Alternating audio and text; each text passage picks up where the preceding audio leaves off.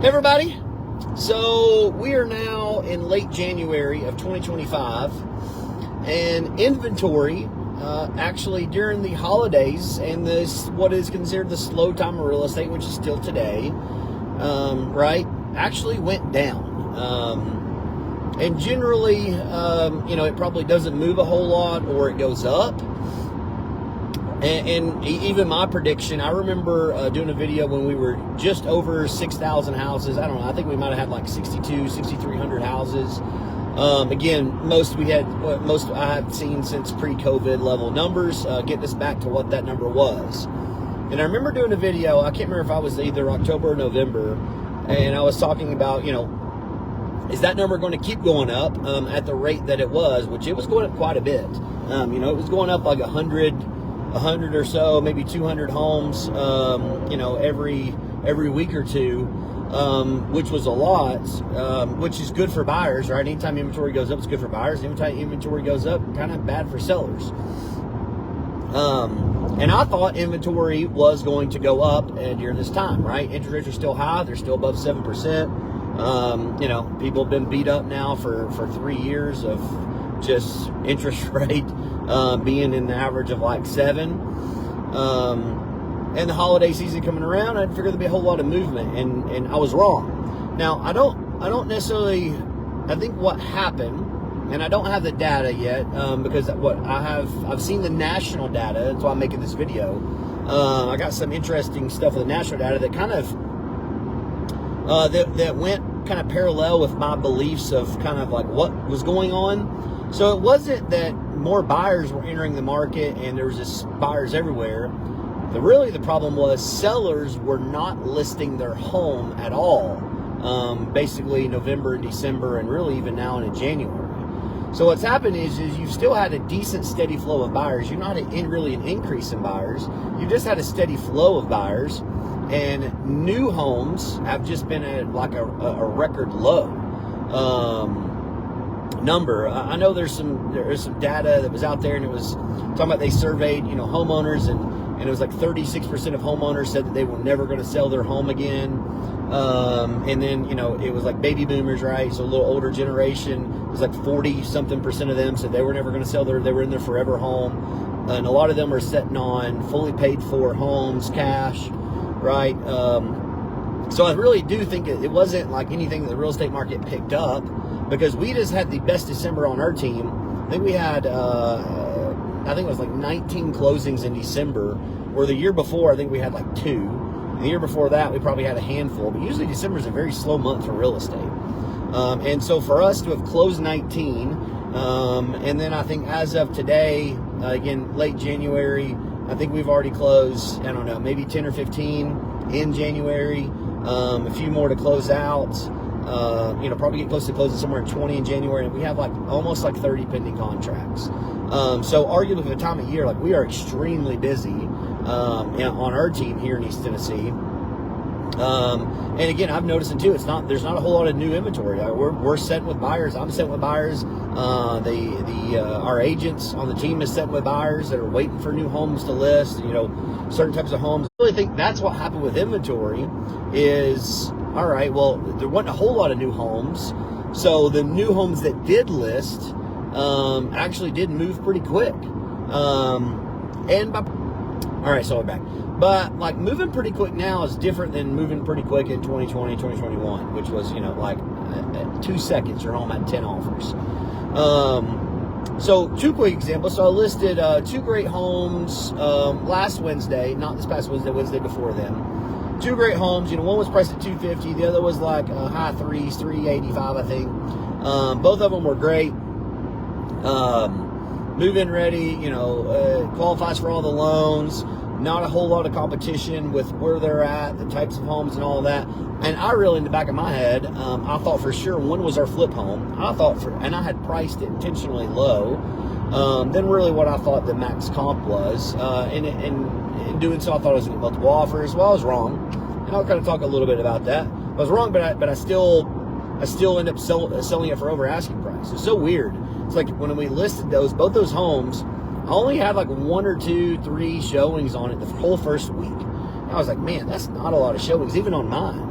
It's not a lot of showings because these are good. This is good real estate, and there's not a lot of good real estate on the inventory. A lot of the inventory is just not great homes, or needs updating, or needs a lot of work. And it's like, sure as crap, all of a sudden, like Wednesday, Thursday, Friday, the floodgates open.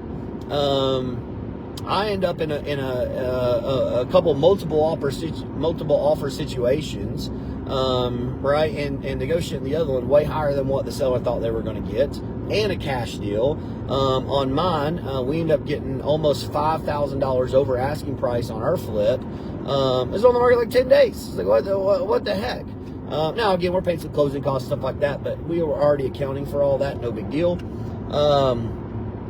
But it's like, man, it's kind of weird. Like, you don't really see activity on a home pick up on like day 7, 8, 9, and 10. But then it's like, not only did that happen, our agents on our team, we actually have in the last 2.5 days, Thursday, Friday, and this morning. So really, let's just say essentially 48 hours. 48 hours, our team got a total of 10 accepted contracts in 48 hours between all of us, which is just wild to think about. And I don't know if that's a record for us. You don't really keep track of that type of data. But it definitely seems like a huge number, and then especially the time of year we're in. And so I really do like that. That is kind of giving me hope for the market, and especially for sellers that really come tax season. There's going to be some buyers ready to go. And they're going to be, maybe they've been sidelined, wait for rates to drop. Now, I think everybody realizes, all right, we got to change at the president level. Rates haven't dropped. It doesn't look like rates are going to drop anything that's like that would sway your decision to buy today or wait a year. And again, if I, somebody's asking me, Stephen, well, do you buy today or wait a year? Well, I don't think interest rates really. I don't think that's like a huge factor. Because I don't think you're going to save. Like, ultimately, if you find the right home, you're in a situation, I would say buy it today, because you're not going to refinance in a year anyways. It'll be 2 or 3 years before you refinance, so doesn't really make a difference in my opinion. I just thought this was some wild stats to see inventory drop so much. Now I think we're only like 5,300 homes, so like inventory dropped by like 1,000 homes, which is crazy.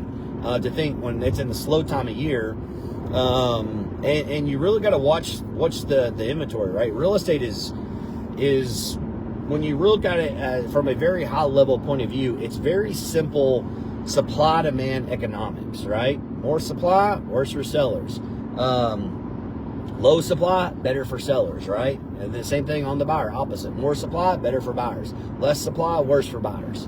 And then there's that happy medium, right? And I really do think that happy medium is probably somewhere between 6,000 and 8,000 homes here in our area for inventory, and we're kind of below that. So, and again, the main problem, and I've said this in tons of videos, the main problem here is, yes, on paper we have a good amount of homes. You have almost over 5,000 homes, but our main problem here is average income.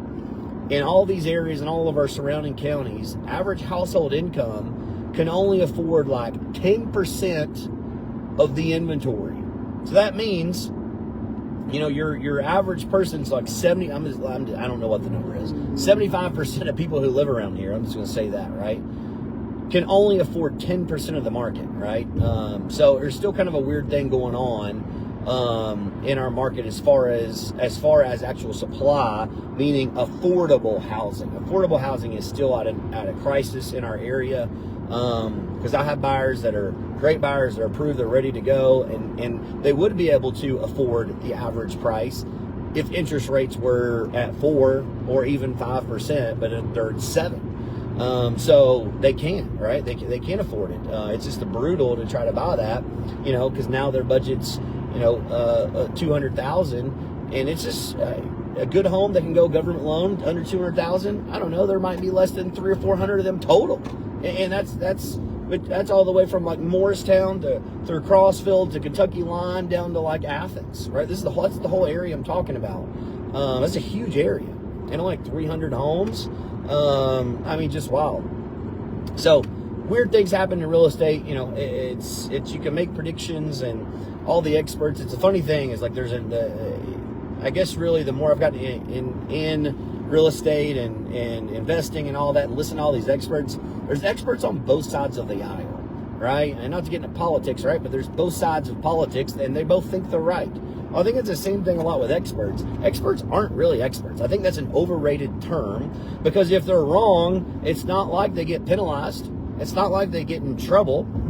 Well, guess what? They just give their opinion on the next thing and hope that they're right. And you know, I'm sure some of them have justifications. I'm, you know, consider myself, and I just said I don't like the term, an expert in real estate. I am giving you an educated guess. I am wrong. I have been wrong. I would have not have guessed some of the houses that that's went under contract, either higher or lower, that would have been the result. And, you know, again, been wrong and been wrong when it benefits my person, and been wrong when it doesn't benefit my person. But usually my job is to err on the side that if I'm wrong, usually my client will benefit from that. It's a conversation I have often. It's like, I love to be wrong when it benefits you. But, you know, it's all ultimately an educated guess at the end of the day. So, yeah, you ever have questions, guys, always feel free to holler. Have a great weekend.